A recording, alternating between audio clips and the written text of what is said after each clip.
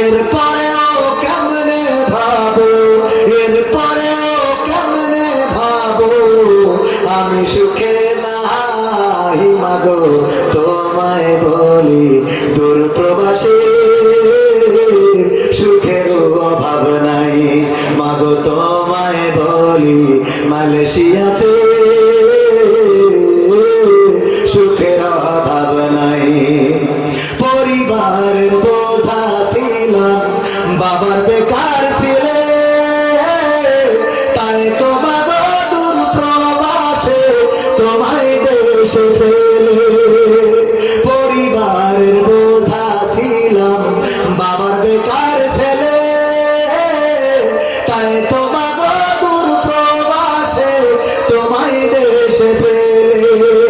আমার খরচ দিতে তুমি বাবার পকেট থেকে ভুক্ত বাবা কষ্ট পেতাম তোমার মনির মুখটা দেখে। অভিমানে বলতে তুমি আমি ছন্ন ছাড়া কাজ করি না ঘুরে বেড়াই এ পাড়াও পাড়া।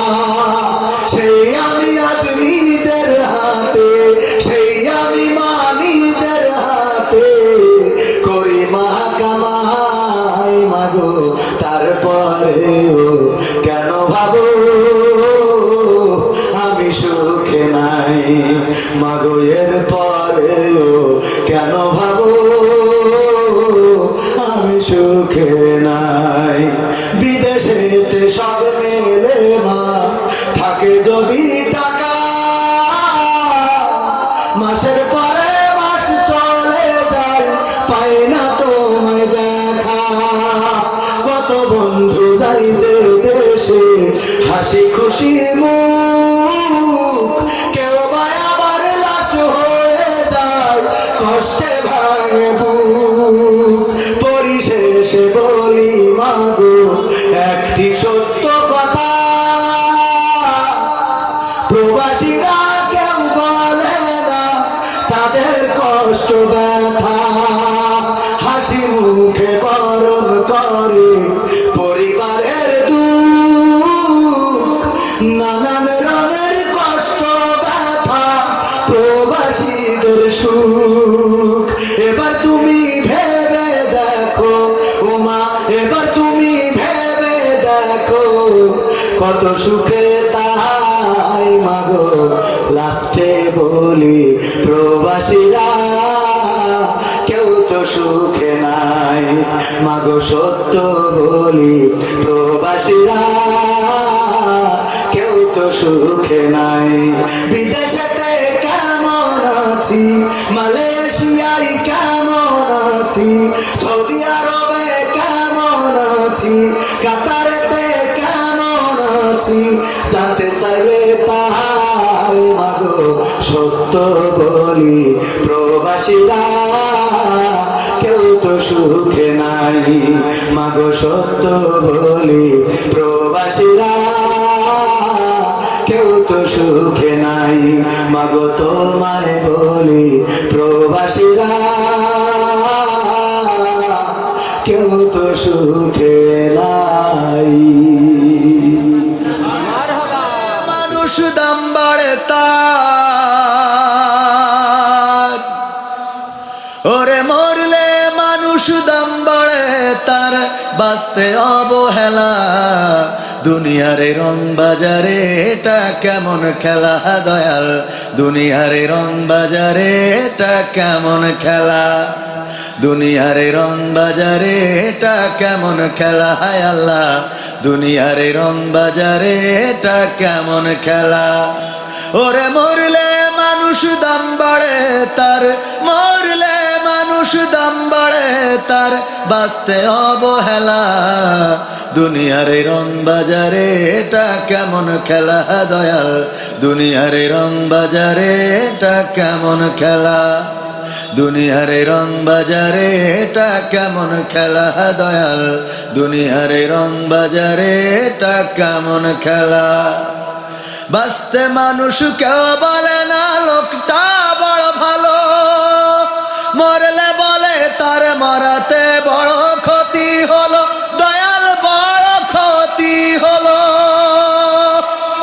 ঠিক না ভাই ঠিক? বাঁচতে মানুষ কেউ বলে না লোকটা বড় ভালো, মরলে বলে তার মরাতে বড় ক্ষতি হলো, দয়াল বড় ক্ষতি হলো। ওরে দেখতে আসে স্বজন সুজন, ওরে দেখতে আসে স্বজন সুজন, ডোবে যখন বেলা দুনিয়ার রং বাজারে, এটা কেমন খেলা দয়াল দুনিয়ার রং বাজারে, এটা কেমন খেলা দুনিয়ার রং বাজারে, এটা কেমন খেলা হায় আল্লাহ দুনিয়ার রং বাজারে, এটা কেমন খেলা। ছেঁড়া কাপড় তা জটে না পরি কষ্ট করে, ঈদের নামাজ হয় না পড়া নতুন জামা পরে, দয়াল নতুন জামা পরে।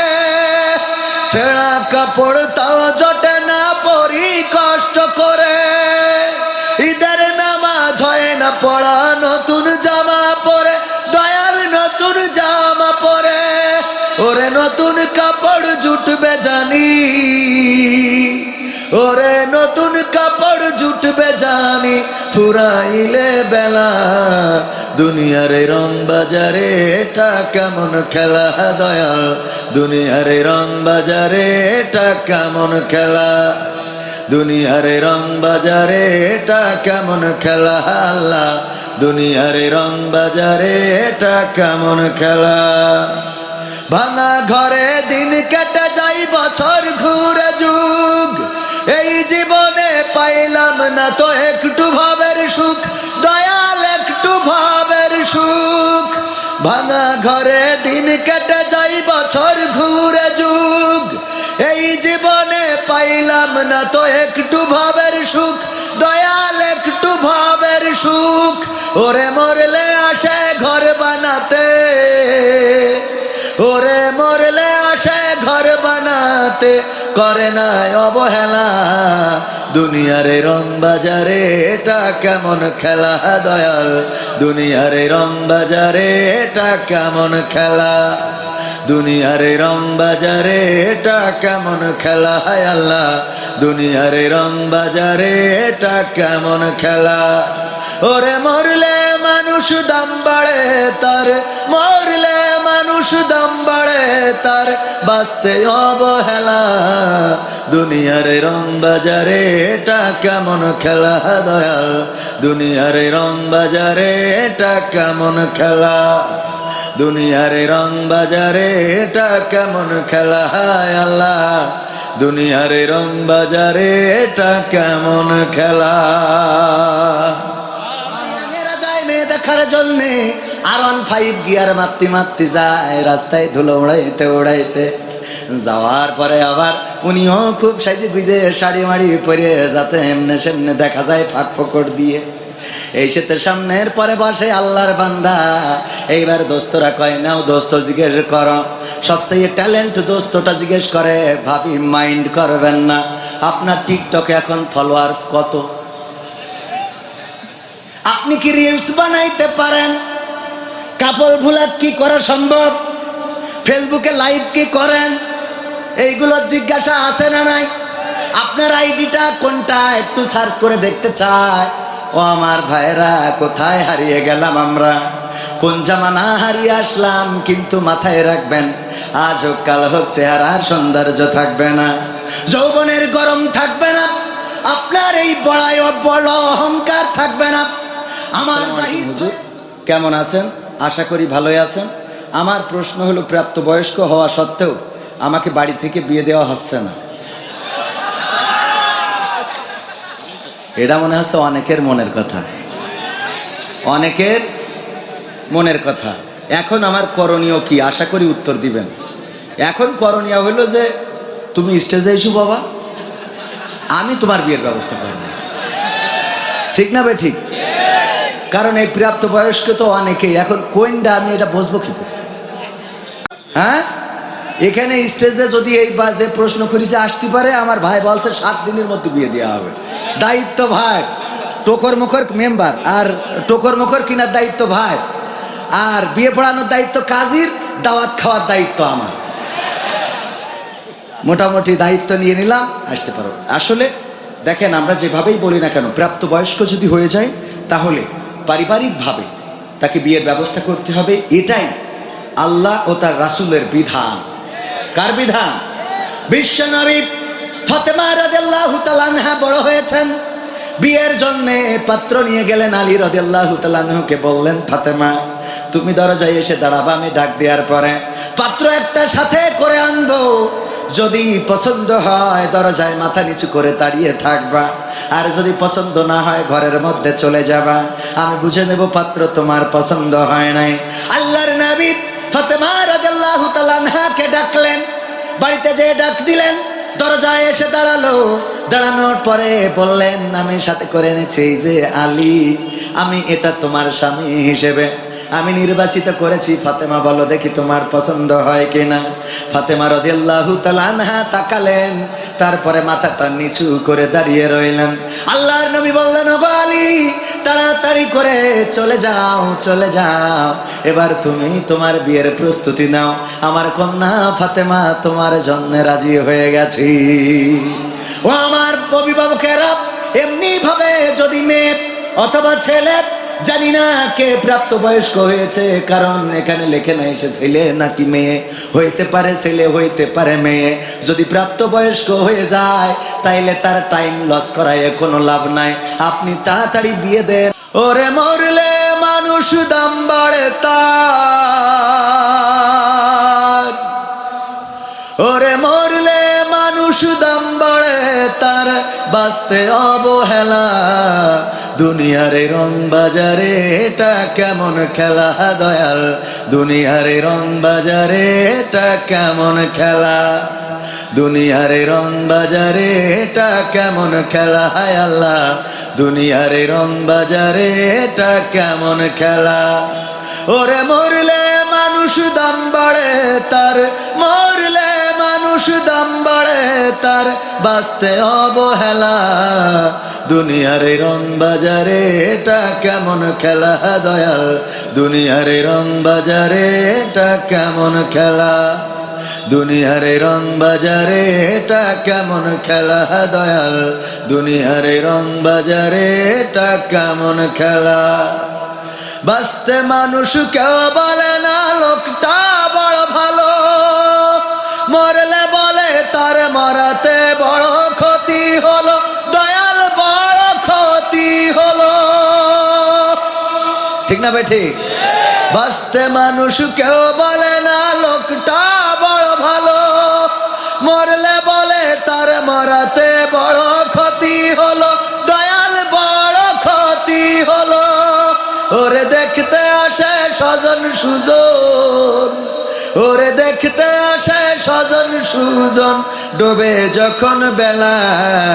দুনিয়ার রং বাজারে এটা কেমন খেলা দয়াল, দুনিয়ার রং বাজারে এটা কেমন খেলা, দুনিয়ার রং বাজারে এটা কেমন খেলা, হায় আল্লাহ, দুনিয়ার রং বাজারে এটা কেমন খেলা। ছেঁড়া কাপড় তা জটে না পরি কষ্ট করে, ঈদের নামাজ হয় না পড়া, নতুন জামা পরে দয়াল, নতুন জামা পরে। ছেঁড়া কাপড় তাও জটে না পরি কষ্ট করে, ঈদের নামাজ হয় না পড়া, নতুন জামা পরে দয়াল, নতুন জামা পরে। ওরে নতুন কাপড় জুটবে জানি, ওরে নতুন কাপড় জুটবে জানি, ফুরাইলে বেলা। দুনিয়ার রং বাজারে এটা কেমন খেলা দয়াল, দুনিয়ার রং বাজারে এটা কেমন খেলা, দুনিয়ার রং বাজারে এটা কেমন খেলা, আল্লাহ, দুনিয়ার রং বাজারে এটা কেমন খেলা। ভাঙা ঘরে দিন কেটে যাই, বছর ঘুরে যুগ, এই জীবনে পাইলাম না তো একটু ভাবের সুখ, দয়াল একটু ভাবের সুখ। ভাঙা ঘরে দিন কেটে যাই, বছর ঘুরে যুগ, এই জীবনে পাইলাম না তো একটু ভাবের সুখ, দয়াল একটু ভাবের সুখ। ওরে মরলে আসে ঘর বানাতে, ওরে মরলে আসে ঘর বানাতে, করে না অবহেলা। দুনিয়ার রং বাজারে এটা কেমন খেলা দয়াল, দুনিয়ার রং বাজারে এটা কেমন খেলা, দুনিয়ার রং বাজারে এটা কেমন খেলা, হায় আল্লাহ দুনিয়ার রং বাজারে এটা কেমন খেলা। ওরে মরলে মানুষ দাম বাড়ে তার, মরলে মানুষ দাম বাড়ে তার, বাঁচতে অবহেলা। দুনিয়ার রং বাজারে এটা কেমন খেলা দয়াল, দুনিয়ার রং বাজারে এটা কেমন খেলা, দুনিয়ার রং বাজারে এটা কেমন খেলা, হায় আল্লাহ দুনিয়ার রং বাজারে এটা কেমন খেলা। আর একটু জোরে বলা যাবে না? কথাগুলো সত্য না মিথ্যা? বাস্তবতার সাথে মিল আছে না নাই? ওগো আমার ভাইরা, আজকেও দেখলাম একজন পুলিশ সদস্য, সে জীবনের পেরেশানি নিয়ে নিজের বন্দুক দিয়ে মাথার উপরে গুলি করে চিরজনমের মতো বিদায় নিয়েছে। স্ত্রীও পুলিশে চাকরি করে, তিনিও পুলিশে চাকরি করেন। কি এমন ব্যথা আছে জানি না, কি এমন সমস্যায় জর্জরিত জানি না, এখনো জানতে পারি নাই, হয়তো জানা যাবে। মানুষটা চিরজনমের মতো বিদায় নিয়ে চলে গেল, আমাদের সবার সামনে ভিডিওটা আসলো, আহা করতেছি, আজকে ওয়াজেও তার কথা বলতেছি, কিন্তু এর মনের কষ্ট শোনার মতো মানুষ কি ছিল? কেউ কি জানতে পেরেছে? না, পারে নাই, কাউকে জানালো না, কেউ জানলো না। যখন মানুষ ঘুরে বেড়ায় কেউ বোঝে না যে এ জিন্দা লাশ নাকি মৃত লাশ। মারা যাওয়ার পরে লাশ হয়ে যায় ঠিকই, কিন্তু জিন্দা থাকতেও লাশ আছে না নাই? এরপরে মারা যাওয়ার পরে আমরা সবার কদর করি, আমরা বলি লোকটা ভালো ছিল, এই লোকটা মারা যেয়ে বড্ড ক্ষতি হয়ে গেল। কিন্তু বেঁচে থাকতে ওই মানুষগুলোকে কদর করার মানুষ পাওয়া যায়? এরকম আছে না নাই? ঝড়ে ঘর উড়ে গেছে, আমাকে বলল কবির ভাই যদি একটু আসতেন, একটা ভিডিও বানিয়ে দিতেন। একজন মহিলা খুবই অসহায়, ঘর উড়ে গিয়েছে ঝড়ে, আমাদের গঙ্গানন্দপুর ইউনিয়ন কাকমারি। বলল কবির ভাই একটা ভিডিও কি করে দেয়া যায়? এখনো পর্যন্ত যাওয়ার সময় আমার হয়, কিন্তু যদি মারা যেত আর বলতো কবির ভাই একটু আসতে হবে জানাজা পড়ার জন্য, কবির বিন সামাদ যেত না।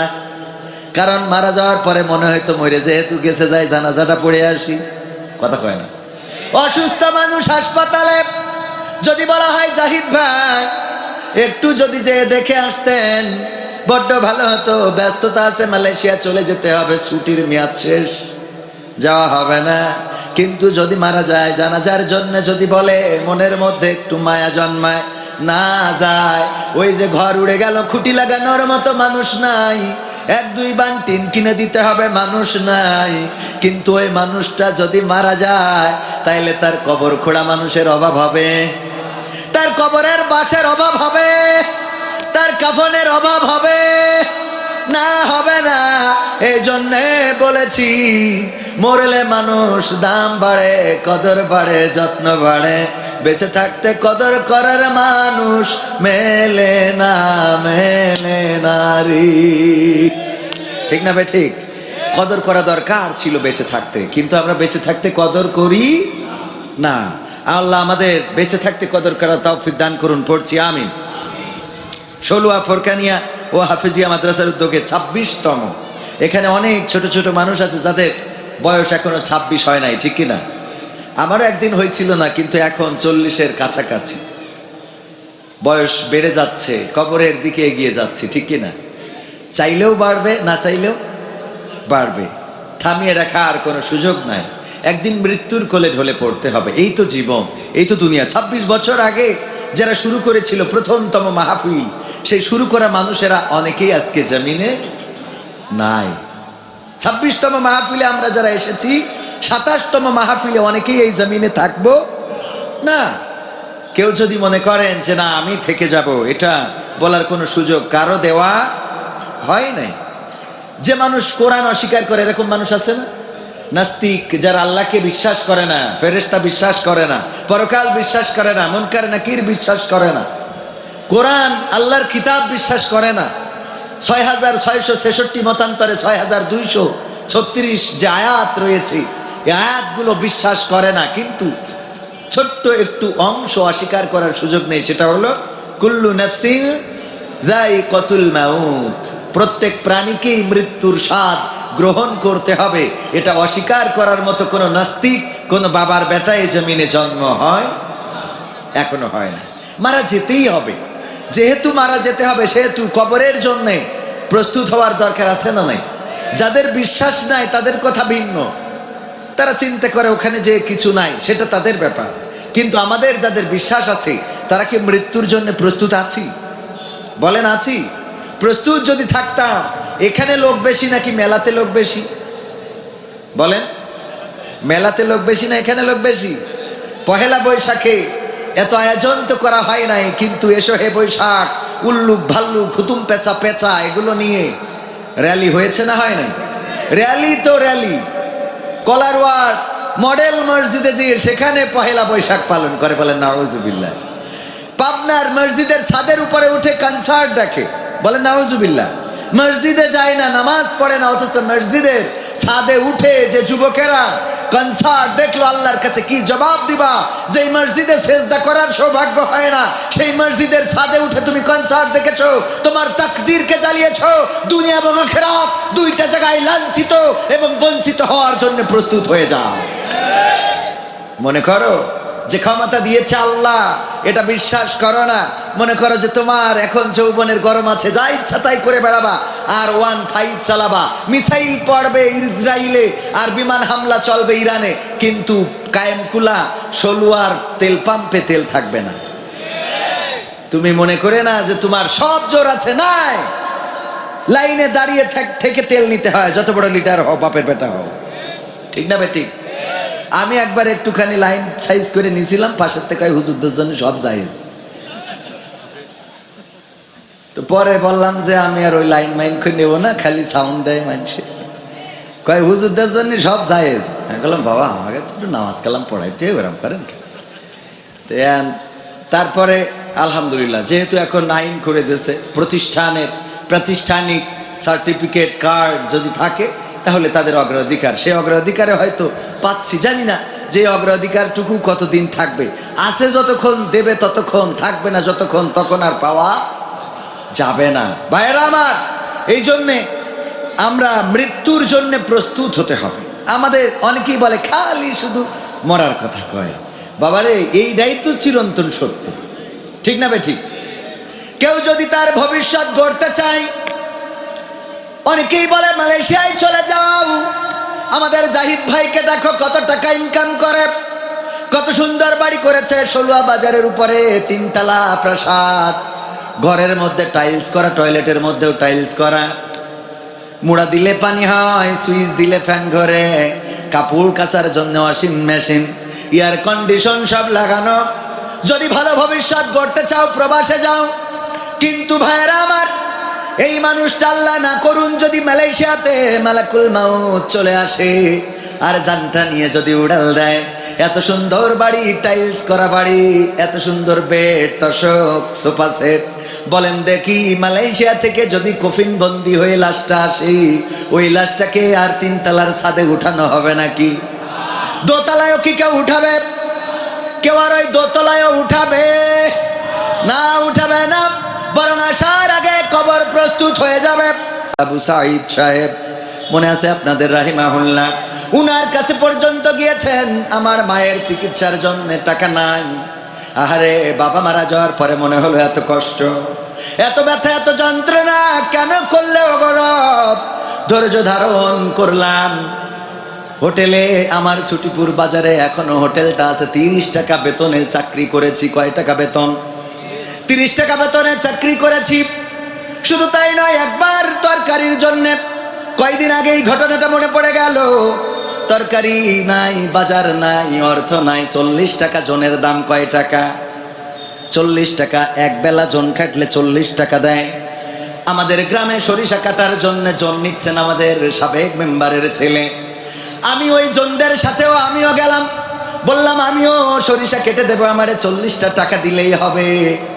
আমি যাওয়ার পরে ওই ক্ষেতের মালিক যিনি, এখন তিনি মালয়েশিয়াতে আছেন, আমাকে আইলের পরে বসায় রেখে বলল সবাই সরিষা কাটুক।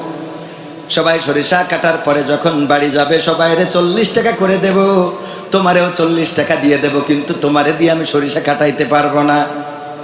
এই তো ছিল জীবন, এই তো ছিল কষ্টের দিন। মালয়েশিয়াতে আছেন, abang saya duduk di Malaysia, dia tahu sana kerja banyak kot.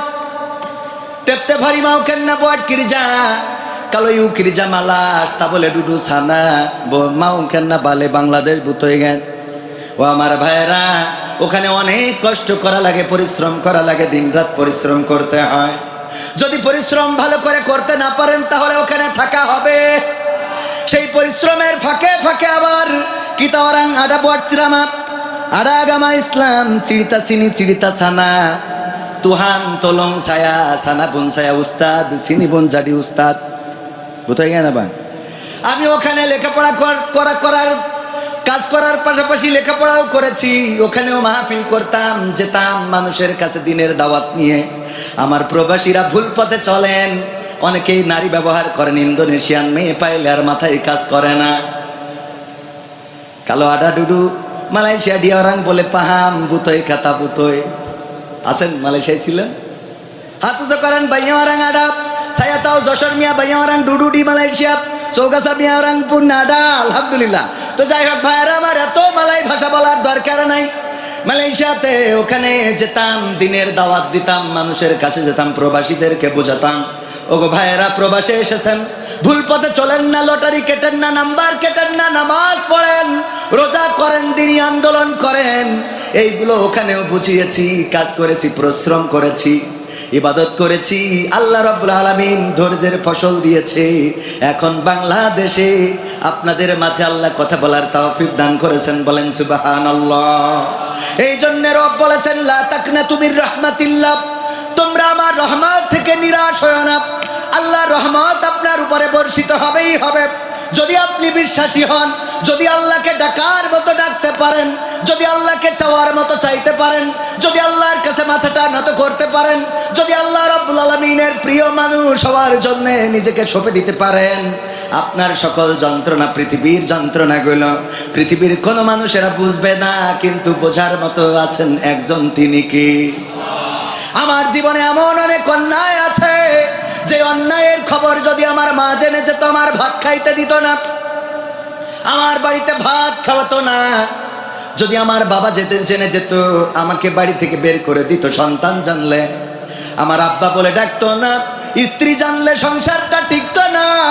আমার মা বোনেরা এমন অনেকেই আছে, তাদের জীবনে ঘটে যাওয়া ঘটনাগুলো যদি স্বামীরা জেনে যেত, এক খাটে ঘুমাতো না। এমন অপরাধ আছে না নাই?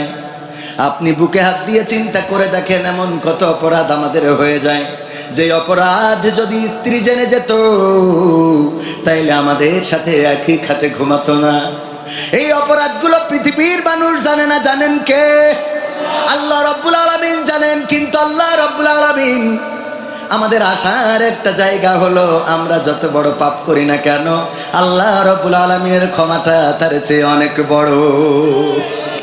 আমরা যত অপরাধ করি না কেন, যত অন্যায় করি না কেন, সব অন্যায়ের উপরে আল্লাহর ক্ষমা, আল্লাহর রহমতটা অনেক, কথা কয় না, অনেক বড়।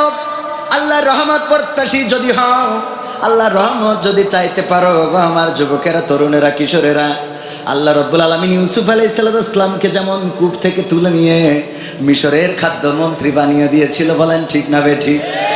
আল্লাহ রাব্বুল আলামিন যেই নবী মুহাম্মদ সাল্লাল্লাহু আলাইহি ওয়াসাল্লামকে কাফেররা হত্যা করার জন্য রাত্রে বাড়ি ঘিরে ধরলো, বাড়ি থেকে বের হয়ে আসতে হলো, হিজরত করতে হলো, মক্কা ছেড়ে মদিনায় চলে গেল, সেই নবীকে আবার মদিনার প্রেসিডেন্ট বানিয়ে মক্কা বিজয়ের জন্য পাঠিয়ে দিলেন, বলেন ঠিক না বেঠিক?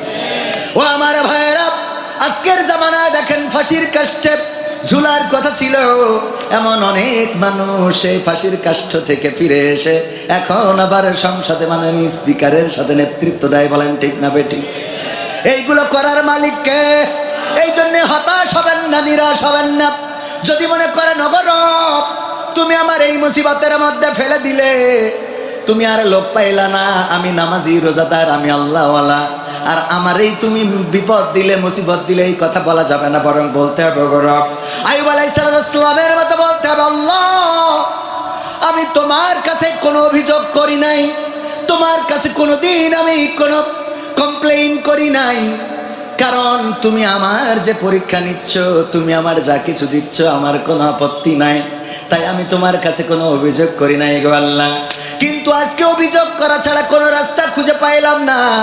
কেন আল্লাহ? যদি তুমি জিজ্ঞাসা করো আমি তোমারে বলতে চাই, তুমি আমার সন্তান কেড়ে নিয়েছো, আমার সম্পদ কেড়ে নিয়েছো, আমার স্ত্রী অন্যরা চলে গিয়েছে, রহিমা আলাইহিস সালাম বাদে, রহিমা ছাড়া সব বিবিরা চলে গিয়েছে, আমার জায়গা জমি সব কিছু ধ্বংস হয়ে গিয়েছে। আল্লাহ আমি তোমার কাছে কোনো অভিযোগ করি নাই, আমার সুস্থ শরীরটাকে রোগগ্রস্ত বানিয়েছ, পা থেকে মাথা পর্যন্ত কুষ্ঠ রোগ দান করেছ, আমার গায়ে পোকা দিয়েছ, তারপরেও আমার কোনো দুঃখ নাই, কোনো কষ্ট নাই। কিন্তু আজকে তুমি যেটা করলে আল্লাহ, তোমার কাছে অভিযোগ না করা ছাড়া তো কোনো উপায় নাই। আল্লাহ রাব্বুল আলামিন বললেন, আইয়ুব কি এমন অভিযোগ তোমার? আইয়ুব আলাইহিস সালাম বললেন, আল্লাহ তুমি আমার সমস্ত শরীর পোকা দিয়ে খাওয়ায় দাও, কোনো আপত্তি করি না, কিন্তু আজকে আমার জিহ্বাতে কেন পোকা দিয়ে দিয়েছো আল্লাহ?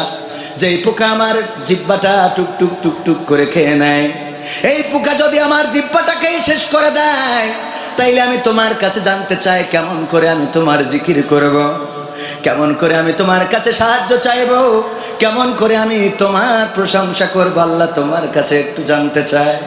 আল্লাহ রাব্বুল আলামিন বললেন, ও আইয়ুব আমার পরীক্ষা নেওয়া শেষ হয়ে গেল, তোমার সব কিছু আবার আমি আল্লাহ রাব্বুল আলামিন ফিরিয়ে দিলাম। সবাই জোরে জোরে বলেন সুবহানাল্লাহ।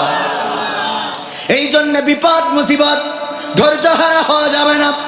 আপনার অনেক টাকা, এর জন্য অহংকারীও হওয়া যাবে না, আবার কিছু নাই তার জন্য আপনি হতাশ হওয়া যাবে না, কারণ আল্লাহ রাব্বুল আলামিন যদি চান তাইলে ইউনূসকে মামলার আসামি থেকে ধরে নিয়ে চেয়ারে বসিয়ে দিতে পারে, তারেক রহমানকে যাকে এই বাংলাদেশ ছাড়া করা হয়েছিল তাকে আবার মাননীয় প্রধানমন্ত্রী বানিয়ে দিতে পারে, আর 41 সাল পর্যন্ত যারা থাকতে চেয়েছিল তাদেরকে আবার দেশ ছাড়া করে দিতে পারে। নতুন যারা এসেছে তারাও চিরকাল ক্ষমতায় থাকবে, এটার নিশ্চয়তা আছে নাকি? যে এমপি এসেছিলেন এখানে তিনি এমপি থাকবেন জনম জনম, এটারও কোন নিশ্চয়তা নাই। সুতরাং পাইলে অহংকারী হওয়া যাবে না, আবার না থাকলে এত হতাশ হওয়া যাবে। কারণ দেওয়ার মালিক কে, আবার নেওয়ার মালিক কে? আল্লাহ দেওয়ার মালিক। সন্তান নাই, বছরের পর বছর সন্তান নাই, যুগ চলে যায় সন্তান নাই, এবারে দেখা যায় আল্লাহ রাব্বুল আলামিন একসাথে 3 কান 4 কান মেরে দেশ, ঠিক না বেঠিক? সন্তান হয় না, এই জন্য বউটারে চেঞ্জ তো করে নাই, বরং আর এক জায়গায় আর একটা বিয়ে করেছে। সন্তান কেন হয় না? ও মা যেই বিয়ে করেছে সেই দেখা যায় দুইটাই একসাথে গর্ভবতী। কথা কয় না? দেয়ার মালিককে। সুতরাং হতাশ হওয়ার দরকার নাই যুবকেরা। ভ্যালেন্টাইন্স ডেতে কত ঘোরা ঘুরলে, কিন্তু যখন লাইন হলো না হতাশ হইও না, মনে করো না যে তোমার বিয়ে হবে না।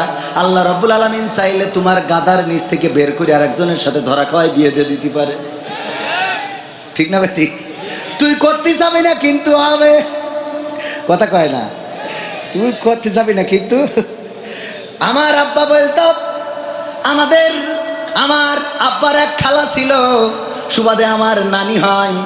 আব্বার যেহেতু খালা, ছেলে বিয়ে দিয়েছে, বৌমা পছন্দ হয় না, বৌমা রাখবে না, আব্বার কাছে এসেছে যে সামাদ দেখ বৌমা তো ভালো না, এটা রাখতে চাই না। আব্বা বলতেছে যদি রাখতে না চাও তাইলে দেনমোহর কাবিনের টাকা যা আছে দিয়ে মোটামুটি লোকজন পরিবার থেকে লোক ডেকে সেটেল করে দাও। বললো তাইলে তোর কাছে আইছি কৃষির জন্যে। বলছে আমি কি করবো, লোকজনকে আমার ডাকা লাগবে। কয় না, তুই তো হুজুর মানুষ, তোর কাছে আইছি, তুই এমন একটা তাবিজ দিয়ে দে যে আমরা বউ রাখবো করবো, কিন্তু বউ থাকতে চাবে না। আমরা বউ রাখতে চাইবো কিন্তু বউ থাকতে চাইবে।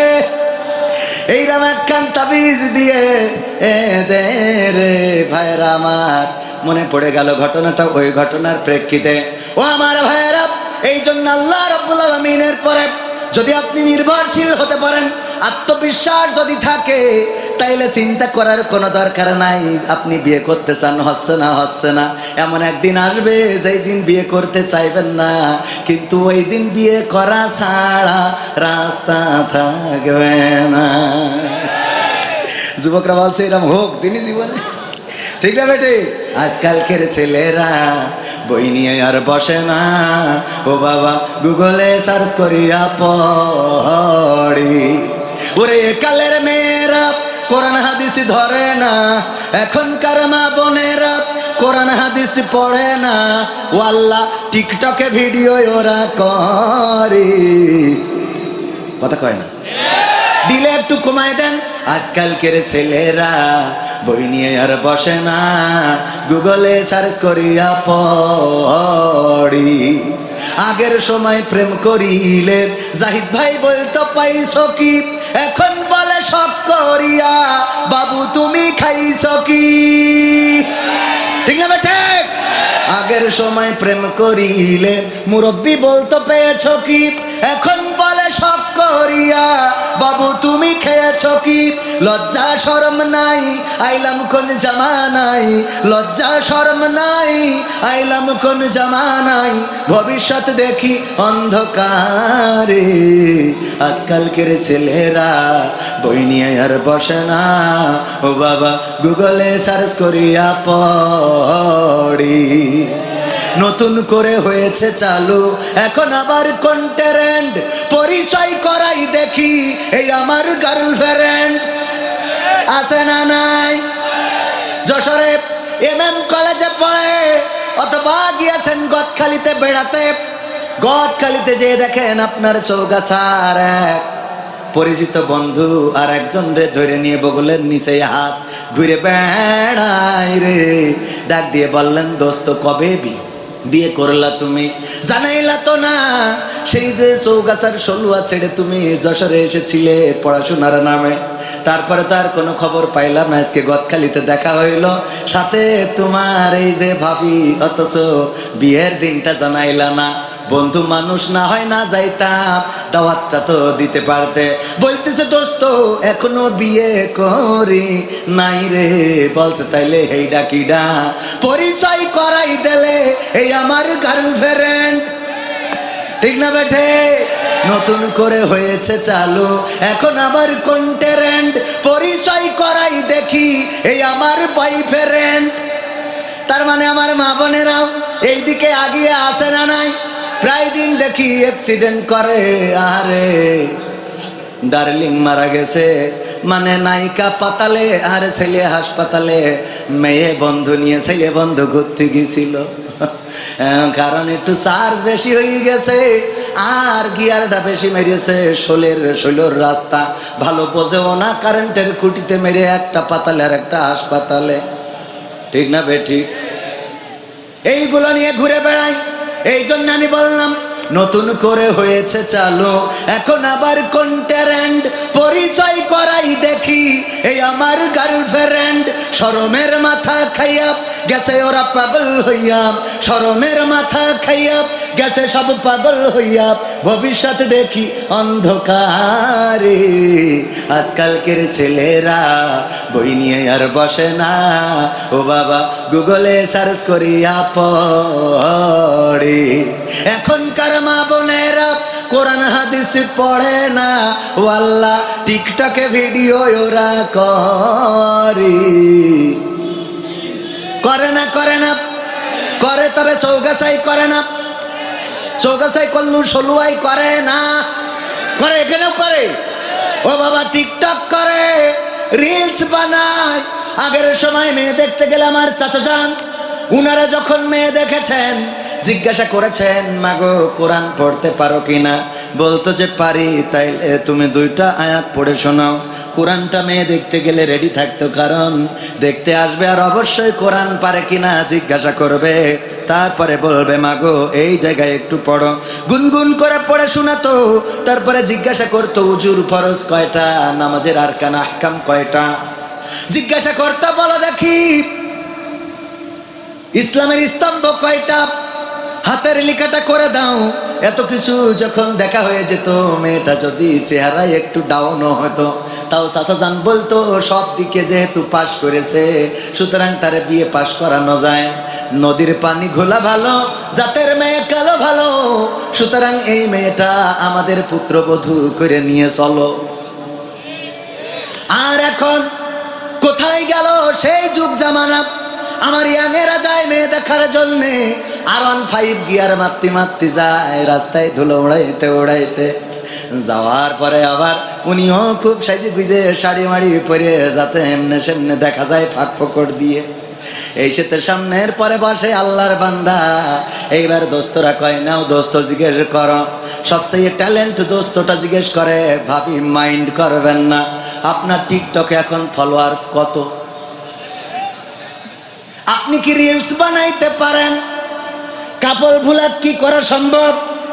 ফেসবুকে লাইভ কি করেন? এইগুলো জিজ্ঞাসা আছে না নাই? আপনার আইডিটা কোনটা একটু সার্চ করে দেখতে চায়।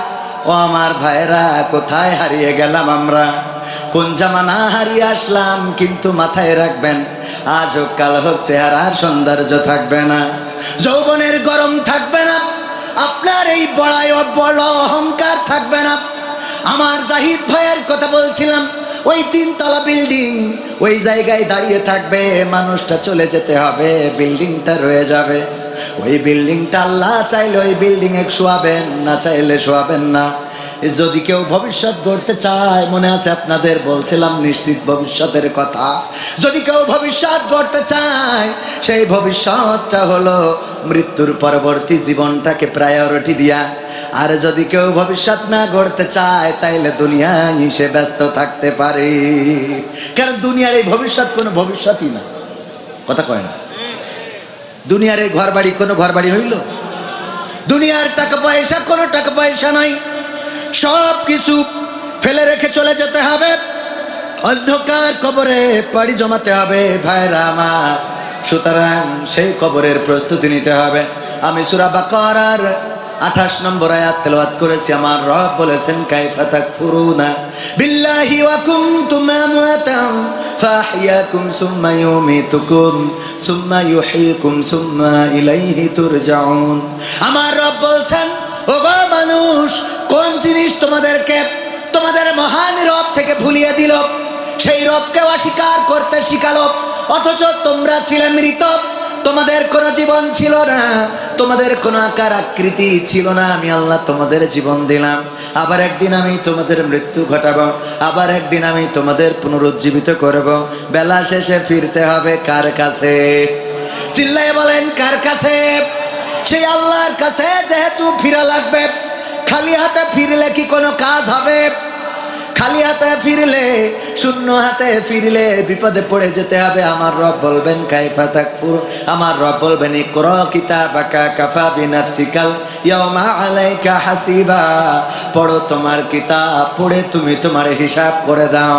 তোমার হিসাব করার জন্য তুমি নিজেই যথেষ্ট। আমলের খাতাটা খুলবো, দেখবো আমি কবির বিন সামাদ জীবনে কনে কত অন্যায় করেছি। চায়ের দোকানে বসেছি, তাসের আড্ডায়, ক্রামবোর্ডের আড্ডায়, টিকটকে, রিলসে, ভাইবারে, সব জায়গায় আছে আমল নাই, আমল নাই রে।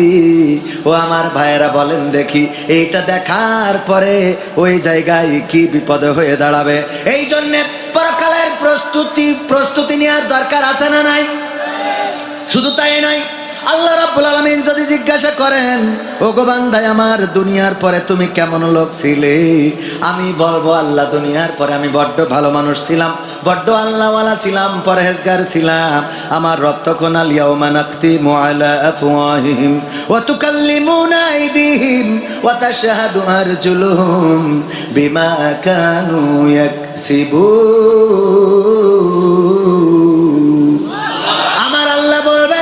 আমার আল্লাহ বললেন, ওই দিন যখন কোন বান্দা মিথ্যা যখন বলবে আমি দুনিয়ার পরে বড্ড ভালো মানুষ ছিলাম, আল্লাহওয়ালা ছিলাম, নামাজি ছিলাম, রোজাদার ছিলাম, তখন আল্লাহ মুখে আঠা লাগিয়ে জবানটা বন্ধ করে দিবে, হাতের জবান খুলে দিবে, পায়ের জবান খুলে দেবে। হাত আল্লাহর সাথে কথা বলবে, পা তার কৃতকর্মের সাক্ষ্য দিয়ে দেবে। সুতরাং ভাইয়ের আমার, যুবকের আমার, তরুণের আমার পর্দার অন্তরালে মা বোনেরা যারা চিন্তা করেন স্বামী বিদেশে, সুতরাং আমি এদেশে যাই করি, স্বামী তো দেখে না। ওই দিন স্বামীর সামনে যখন হাত বলবে যে আমার এই হাত দিয়ে ও মকসেদের হাত ধরিয়ে পার্কে ঘুরে এড়াই তো রে, স্বামী বলবে আল্লাহ ওর নিয়ে আমি জান্নাতে যাব না। কথা হয় না, মানে জাহিদ ভাইটা না, মানে একটু দেখা নিয়ে গেছে ওই দিকে। এরকম আছে না নাই? স্বামী টাকা পাঠায়, ব্যাংক থেকে টাকা তুলে মকসেদের সাথে ফিল্ডিং মেরি বেড়ায়, ব্যাটিং করে বেড়ায়। ও আমার মায়েরা, যতই মনে করো পৃথিবীর কেউ দেখে না, পুরখা পরা কেউ চেনে না, মনে করে এমন ভাবে বেড়ায় যে ওর আপন বউ। কথা কয় জানো আপন বউ, ওই আপন বউ সেই যে বেড়াও, পরকালে বিপদ টের পাবা। ওই দিন বুঝতে পারবা। আর একটা কথা বলে তারপরে আর একটু কাজ করে, তারপরে আর একটু কাজে যাবো, আর একটু সামনে যাবো মন ডাইতে চাচ্ছে যে আর একটু বলি। বাড়ির কাছের লোক এত বলারও দরকার নেই। ও আমি কতটুক ভালো মানুষ আপনারা ভালো করেই জানেন, ঠিক না ঠিক? এই জন্যই এত ভালো সাজার কোনো দরকার নেই। তাহলে ডাইরেক্ট অ্যাকশানে চলে যায় নাকি? হ্যাঁ, ডাইরেক্ট অ্যাকশান। ও এখন টের পাইনি তো, ওরা আনন্দে বলতে শুধুর অ্যাকশান, টের পালি বুঝতে। যাই হোক, অসুবিধা নেই। আমি একটু ক্ষমা নিয়ে কথা বলতে চাইলাম, যেহেতু মরে জাতি হবে, সুতরাং সেই জায়গার জন্য কিছু প্রস্তুতির দরকার আছে না নাই? আল্লাহর নবীর একজন সাহাবী ইন্তেকালের সময় সন্তানদেরকে ডাকলেন, ডেকে বললেন, ও আমার সন্তানেরা, আমি তোমাদের ওই রুটির কথা স্মরণ করিয়ে দিতে চাই, ওই রুটিওয়ালা ব্যক্তির কথা স্মরণ করিয়ে দিতে চাই, তোমরা যেন ওই রুটিওয়ালা ব্যক্তির কথা ভুলে যেও না। সন্তানেরা বলল, কোন রুটিওয়ালার কথা বলছেন আব্বা?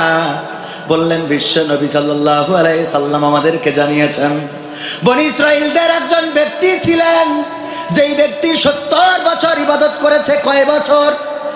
70 বছর ইবাদত করেছে। 70 বছর ইবাদত করার পরে শয়তানের ওয়াসওয়াসার মধ্যে পড়ে গেল, কারণ শয়তান তাকে একটা নর্তকী দিয়ে ধোঁকা দিল। শয়তান একটা পতিতাকে পাঠালো তার কাছে মনোরঞ্জনের জন্য। এই ইবাদত করা লোকটি, আবেদ লোকটি, ওই নারীর ছলনায় ভুলে গেল। ওই নারীর সাথে 7টা রাত দিন যাপন করলো। যখন 7 রাত যাপন করা হয়ে গেল, হঠাৎ করে তার বিবেক নাড়া দিল, আহারে আমি কি করে ফেললাম? 70টা বছর ইবাদত করা ব্যক্তি আমি, এই 7টা রাত আমি কেমন করে এমন একজন অশ্লীল নারীর সাথে আমি আমার চরিত্রটা বিসর্জন দিয়ে ফেললাম, গুনাহ করে ফেললাম, জেনা করে ফেললাম, অপরাধ করে ফেললাম। আহারে 7টা রাত পরে যখন তার সম্বিত ফিরে পেয়েছে, যখন বিবেক নাড়া দিয়েছে, তখন সেই জায়গা থেকে বের হয়ে গেছে আর হাই হুতাশ করে বেড়ায়। ওই লোকটি বড্ড মুসিবতের মধ্যে পড়ে গেল, রোগাক্রান্ত হয়ে গেল, ক্ষুধার যন্ত্রণায় পড়ে গেল, খাবার নাই, চিকিৎসা নাই, খুব যন্ত্রণা নিয়ে এদিকে সেদিকে ঘুরে বেড়ায়, চলার মতো শক্তি পর্যন্ত হারিয়ে ফেলল। 12 জন মিসকিন বাস করতো এক জায়গায়। ওই জায়গার একজন ব্যক্তি আবু জাহিদ ভাইয়ের মতো বড় লোক, সে প্রতিদিন ওই 12 জন মিসকিনকে 12টা রুটি দিত। কয়টা? 12টা রুটি দিত। 12টা মিসকিন ওই 12টা রুটি প্রতিদিন খাইতো আর তাদের ক্ষুধা নিবারণ করত। এই লোকটা হেসড়াতে ওই 12 জনের মধ্যে সামিল হয়ে গেল। যখন ওই লোক এসে 12 জনকে রুটি দিল, তখন তাদের 12 জনের মধ্যে একজন রুটি পায় নাই, কারণ এই লোকটা তাদের মধ্যে ইন হয়েছে। যখন একজন রুটি পায় নাই, অভিযোগ করে বলল, আল্লাহর বান্দা, আজকে তুমি আমার জন্য কেন রুটি আনো নাই? লোকটি বলল, আমি প্রতিদিন যেমন 12টা করে রুটি আনি, আজকেও তো 12টা রুটি এনেছি, আমি তোমাদের রুটি তো কম আনি নাই, তুমি কেন?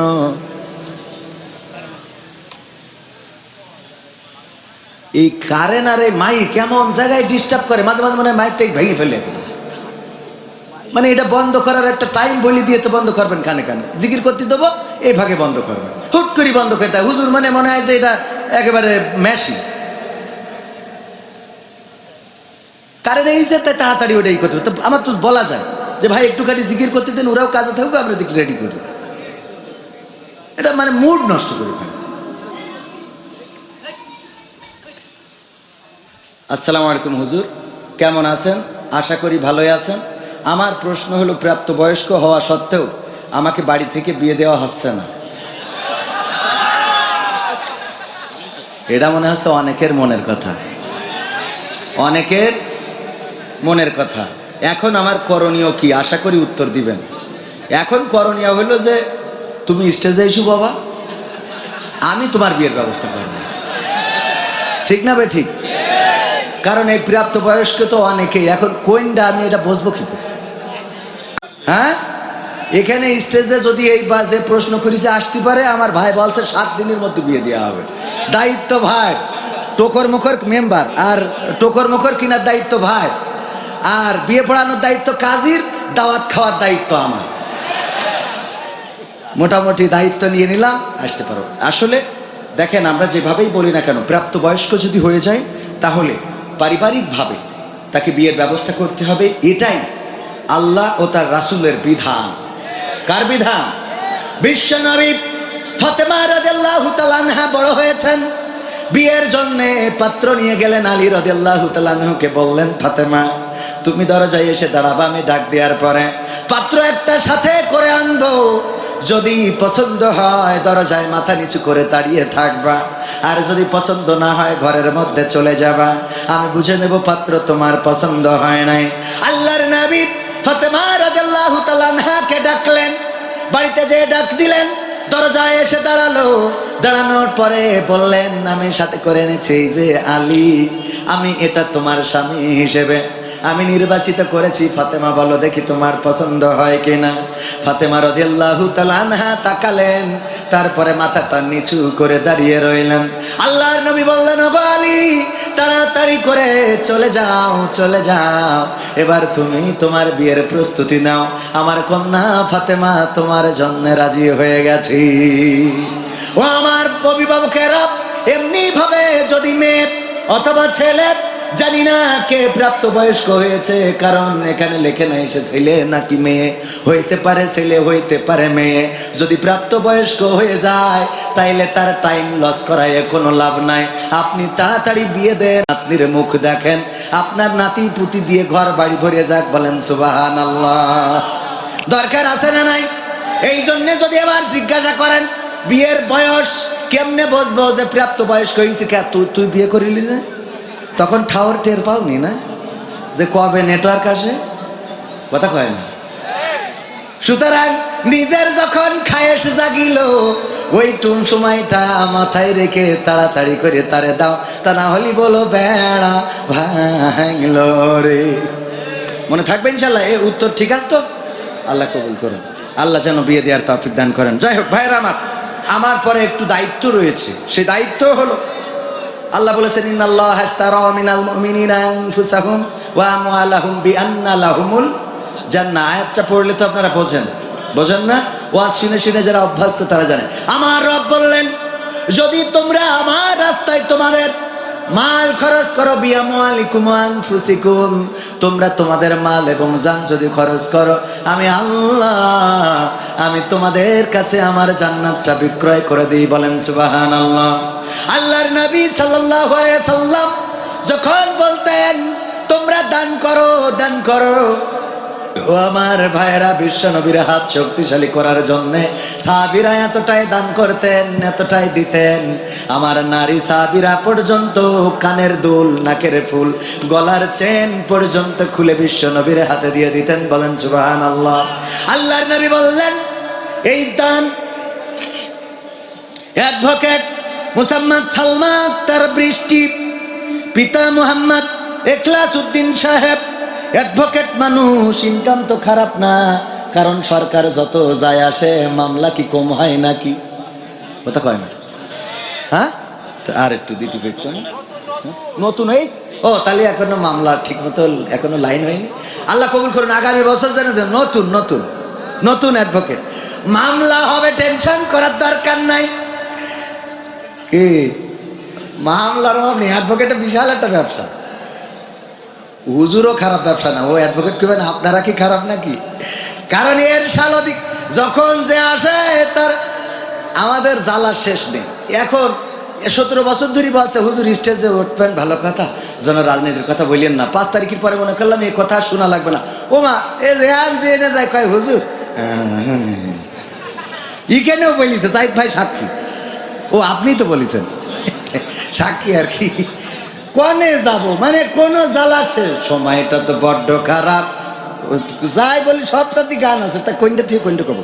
অ্যাডভোকেট মোসাম্মদ সালমা আক্তার বৃষ্টি, পিতা মোহাম্মদ এখলাস উদ্দিন সাহেব 2000 টাকা করল দান। আল্লাহ তুমি তার খায়াত দিয়ে দাও, নতুন আইনজীবী আল্লাহ তুমি দয়া করে তার মামলা মোকদ্দমা বাড়িয়ে দাও, আর যেই মামলা হাতে নেবে আল্লাহ যেন ফায়সাল্লাহ করতে পারে তৌফিক দান করে দাও, বলেন আমিন। তারপরে আয়েশা এই মা বোনেরা স্টার্ট করেছে, ভালো তো, তাহলে মনে হয় কানের তা নাকের তাও আসতে পারে। দেখি দেই কোনো মা বোন দেয় কিনা আজকে, এটা রেকর্ড হয় কিনা। যেহেতু প্রথমে আমাদের মা বোনেরা শুরু করেছে, তাহলে মনে হয় হতে পারে। দেখি কোনো মা বোন একটা নাতে নাকের দুল, কানের ফুল, গলার চেন দেওয়ার দরকার নেই, শোনা যে দাম ও অতটা দিতে হবে না, এমনি নাকের ফুল কানের দুল পর্যন্ত দিলে হবে না। আল্লাহ কবুল করুন। আয়েশা আরফান, আরফান স্বামী না বাবা হইতে পারে, আয়েশা আরফান 500 টাকা করলো দান। আল্লাহ বাড়িয়ে দাও, সম্মান নিয়ে খায়াত দিয়ে দাও। বাবু ভাইয়ের মা সুফা সেট দান করেছে মাদ্রাসায়, মাশাআল্লাহ। আমার একটা দিল্লি এরম আমার মাদ্রাসা আছে একটা, দেখেন দিন সেরকম কেউ লাইন হয় কিনা, আমি একটা ভিডিও বানাই ছেড়ে দেবো।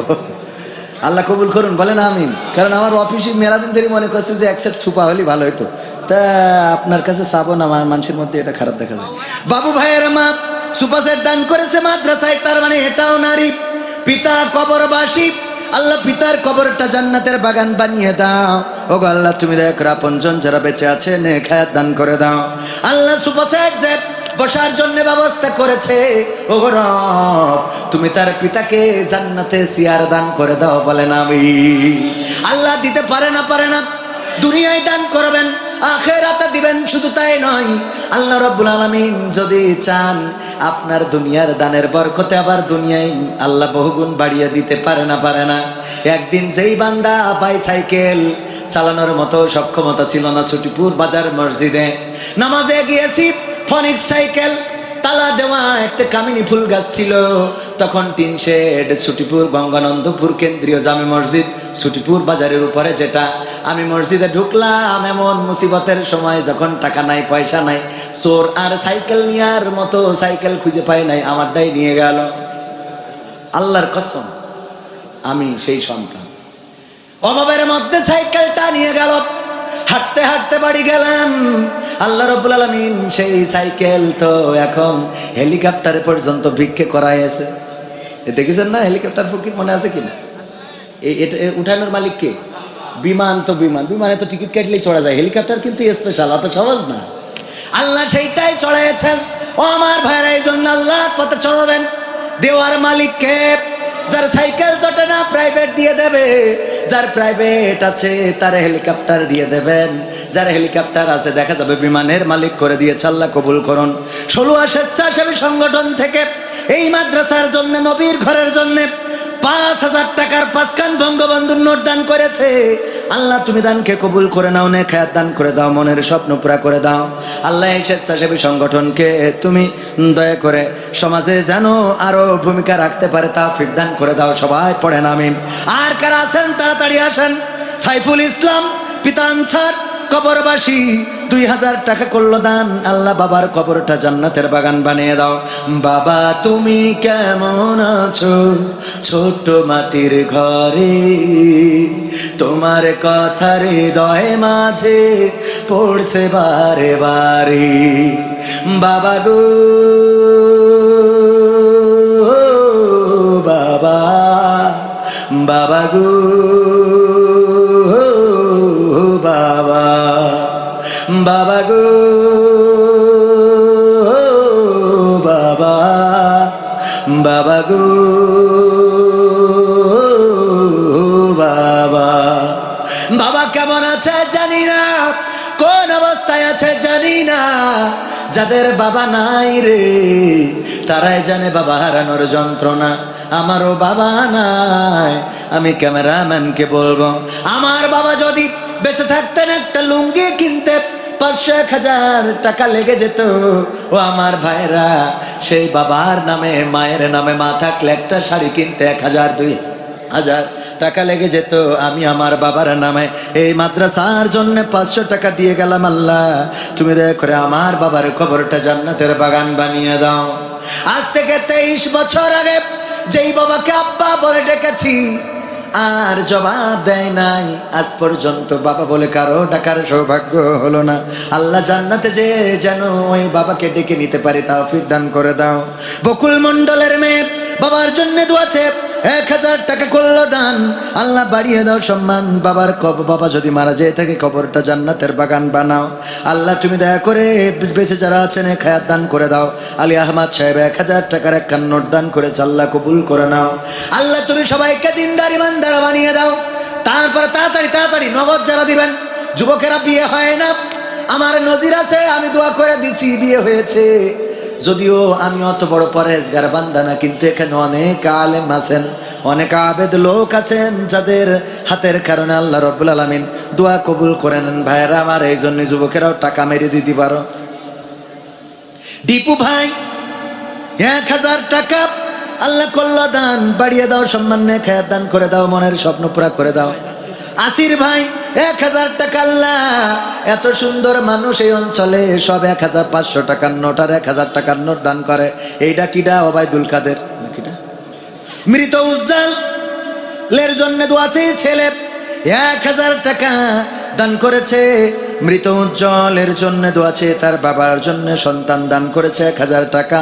আল্লাহ বাবার কবরটা জান্নাতের বাগান বানাও, পরকালের ময়দানে একই জান্নাতে থাকার তৌফিক দান করে দাও।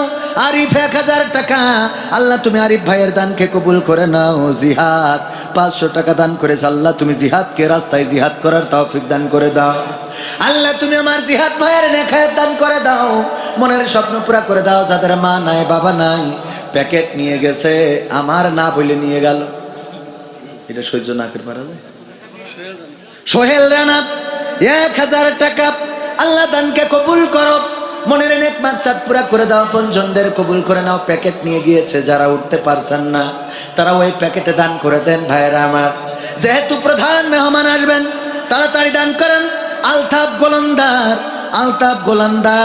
আলতাফ গোলান্দার 500 টাকা করলো দান, আল্লাহ বাড়িয়ে দাও সম্মান। আমার মা বোনেরা, বন্ধ হয়ে গেল কেন দান? আমার নাকের ফুল কানের দুল দেওয়ার মতো কোনো মা বোন আছেন নাকি? নবীর ঘরের জন্য যদি দিতে পারেন, পরকালের ময়দানে আল্লাহ রাব্বুল আলামিন সাকাওয়াতের জন্য তার সন্তানেরা 2খানা কোরআন দান করেছে। আল্লাহ কোরআন করলো দান, বাড়িয়ে দাও সম্মান। তুমি এই সন্তানদেরকে নেখায়াত দান করে দাও। এসেছে তারা দান করেছে, আল্লাহ দানকে কবুল করে নাও, নেখায়াত দান করে দাও। এই বড় পার্টি বিদেশে থাকা মানুষ, আর কে আছেন প্রবাসে থাকেন, ব্যবসা করেন, ইট রড সিমেন্ট বালু ব্যবসায়ী যারা আছেন, 10 ব্যাগ 5 ব্যাগ সিমেন্ট রড দেওয়ার মতো কারায় আছেন, একটু দান করেন। তুমি যার লাগিয়া এমবি ভরো, তার তো বাটন ফোন। ওরে কেমন করে বুঝবে রে সে, কেমন করে বুঝবে গো সে, ডিজিটাল তোর মন। তুমি যার লাগিয়া এমবি ভরো, তার তো বাটন ফোন। আর কই আমি গান শোনাবো, তা সে টাকা না দিলে শোনাবো। টিক্কা খান পাকিস্তান না, দেশের টিক্কা খান 2 ব্যাগ সিমেন্ট করলো দান, আল্লাহ বাড়িয়ে দাও সম্মান, নেখায়াত দান করে দাও। আর একজন 100 টাকা তোমার বান্দা। ওগো আমার ভাইয়েরা, পবিত্র কোরআনে পারা কয়টা? জোরে বলেন কয়টা? 30টা পারা, 30 জন চাষি মানুষ 30টা মন সিমেন্ট দেবেন এমন কি আছেন কেউ? 30টা মন ধান। নারায়ে তাকবীর, প্রধান বক্তার আগমন, মাহফিলের পক্ষ থেকে আমার রব্বানি ভাইয়ের আগমন, গোলাম রব্বানি সাহেবের আগমন। নারায়ে তাকবীর, লিল্লাহি তাকবীর। শেয়ার করে সেটা,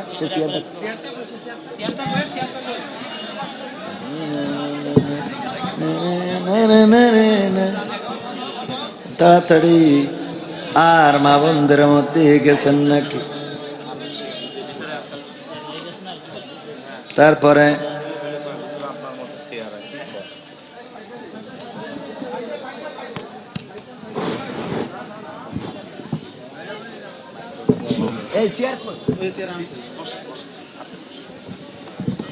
সবাই খুশি কিনা এখন কেমন লাগে? সবাই খুশি তো? আপনারা কেমন আছেন? ষোলোয়াবাসী কেমন আছে? তেলের কি খবর? বাদল ভাই 2 ব্যাগ সিমেন্ট মৃত জামালের পক্ষ থেকে 2 ব্যাগ সিমেন্ট আল্লাহ দানকে কবুল করো, নেখায়াত দান করো, মনের স্বপ্ন পুরা করো। এবার 30 মণ ধান চাইলাম, তো 30 মণ যেহেতু বক্তা এসেছে, এত ধৈর্য আমারও নেই, বক্তারও নেই, আপনাদেরও ঠিক না? ঠিক, আপনাদেরও আগামীতে আবার আসবো। কিন্তু মহিলা প্যান্ডেলে বাচ্চারা কিসকের জন্য টাকা তুল, মহিলা প্যান্ডেলে আমার বাচ্চারা গিয়েছে, মা বোনেরা যা আছে আপনাদের কোষে, আপনাদের বুরখার পকেট, বুরখায় পকেট আছে, বুরখার পকেটে আর আসলে গিরে মেরি রাখিছেন, ওই টাকাগুলো দান করে দেন প্যাকেটে। আমার উস্তাদ জি এখানে বসা, উনি রংপুরে বলেছিলেন যা আছে পকেটে দিয়ে দেন প্যাকেটে। একজন 2 প্যাকেট আকিস বিড়ি দিয়েছে। কয় প্যাকেট? রংপুরে 2 প্যাকেট আকিস বিড়ি দিয়েছে আর লিখে দিয়েছে, হুজুর আমার এই 2 প্যাকেট আকিস বিড়ি ছিল সম্বল, আমি আপনি বলেছেন দিয়ে দিছি। এখন দাবি হলো 1 প্যাকেট কমিটির দেবেন আর 1 প্যাকেট আপনি টানবেন। 1 প্যাকেট আপনি কমিটির দেবেন আর 1 প্যাকেট কি আপনি টানবেন। এটা আমার শখ। ও আমার ভাইয়েরা, তাও তো মন আছে ঠিক কি না? তা আপনাদের তো সে মনও নেই। 30 মণ ধান চাইলাম, তা 30 মণ না হয় অন্তত সামনেতে 2 জন অন্তত হাত উঁচু করেন দিন যে 2 মণ ধান দেবো। ওই যে আমার চাচা যান, নারায়ে তাকবীর, লুৎফর রহমান চাচা বুকের আছে পাটাপ, উনি দাঁড়িয়ে বললেন কয় মণ ধান? 1 মণ ধান। এই যারা এক চাচা, নাম কি চাচা আমার? হ্যাঁ, আজিজুর রহমান চাচা। 2 জনই তো চাচা দাঁড়াইলো কেন? চাচা কি একজনও নাই রে? 2 জন তো চাচা দাঁড়াইলো, দিয়ার মতো 1 মণ ধান দেবেন। আর কেউ আছেন মেম্বার উজ্জ্বল সাহেব। নারায়ে তাকবীর। 10 ব্যাগ সিমেন্ট মানে 5000 টাকা হয়ে যায়। একটু কম হয় না বেশি? হ্যাঁ, 5000 টাকার একটু বেশি, একটু বেশি। আচ্ছা মেনে নিলাম, ভোটের সময় আর একটু সামনে খেদমত করার চেষ্টা করবেন। 10 ব্যাগ সিমেন্ট করেছে দান, আল্লাহ বাড়িয়ে দাও। সম্মানী জি বাইক চালক ওবায়দুল 1 বস্তা সিমেন্ট, আল্লাহ দানকে কবুল করে নাও। 2 জন পাইলাম, 2 মণ। আর কেউ আছেন নাকি দেওয়ার মতো? বুকের পাটা নিয়ে দাঁড়ায় একটু হাত উঁচু করবেন, দোয়া করে দেবো। দেখি আছেন কেউ? আর 2 জন, ওই যে আমার আরেক ভাই, এই তো এইবার ভাই লিটন ভাই। নারায়ে তাকবীর। আল্লাহ আমার লিটন ভাইয়ের ফিলাট করার তৌফিক দান করে দাও। 1 বস্তা 1 মণ ধান করলো দান লিটন ভাই। এই দিন কানে এটা তো বলছেন না কেন? নারায়ে তাকবীর। মহিদুল ইসলাম মিলন, শহীদুল ইসলাম মিলন নামে একজন ছিল জেলখানায়, খুব বিপদে আছে। হ্যাঁ, আছে না?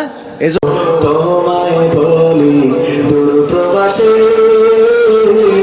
সুখের অভাব নাই, মাগো তোমায় বলি বিদেশ বাড়ি সুখের অভাব নাই। রোজ সকালে ভাঙত যে ঘুম শুনে তোমার বকা,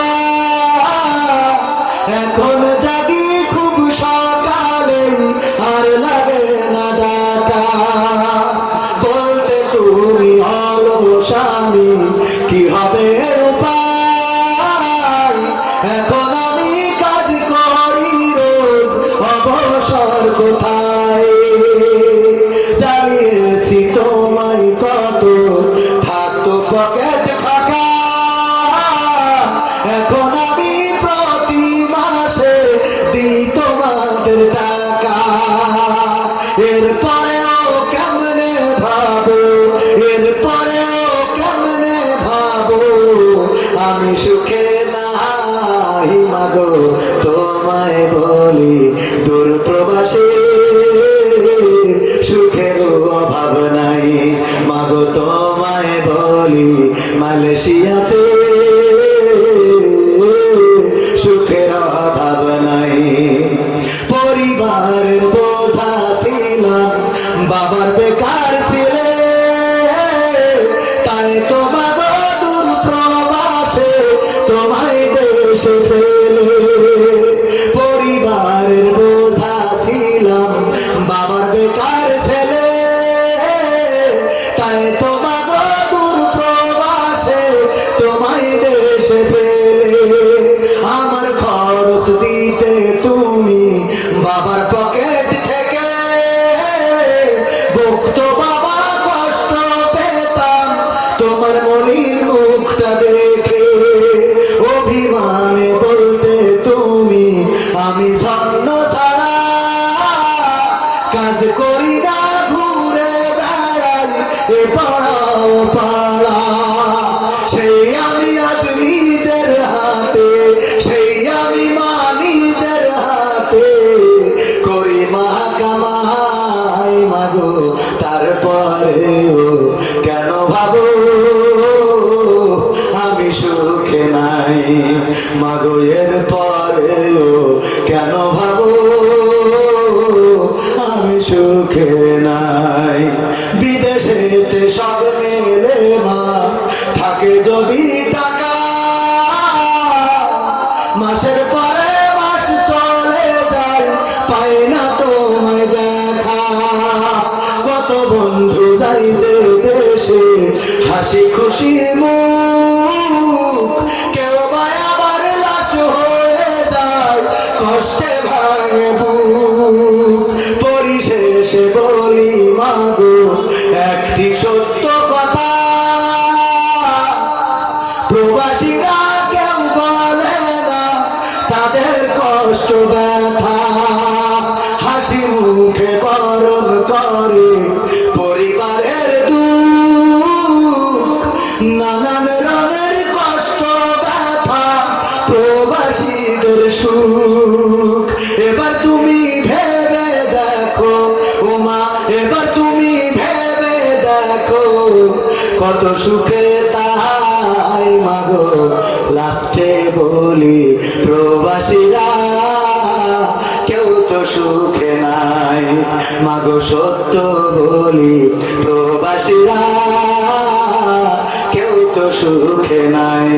বিদেশেতে কেমন আছি, মালয়েশিয়ায় কেমন আছি, সৌদি আরবে কেমন আছি, কাতারেতে কেমন আছি, জানতে চাইলে তাই। মাগো সত্য বলি প্রবাসীরা কেউ তো সুখে নাই।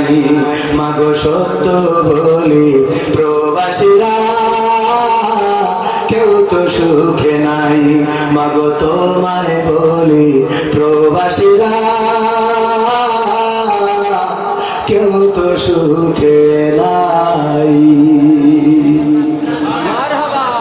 এটাই হলো প্রবাসীরা সব মুখে বলে, বাস্তবতা এর উল্টোটা।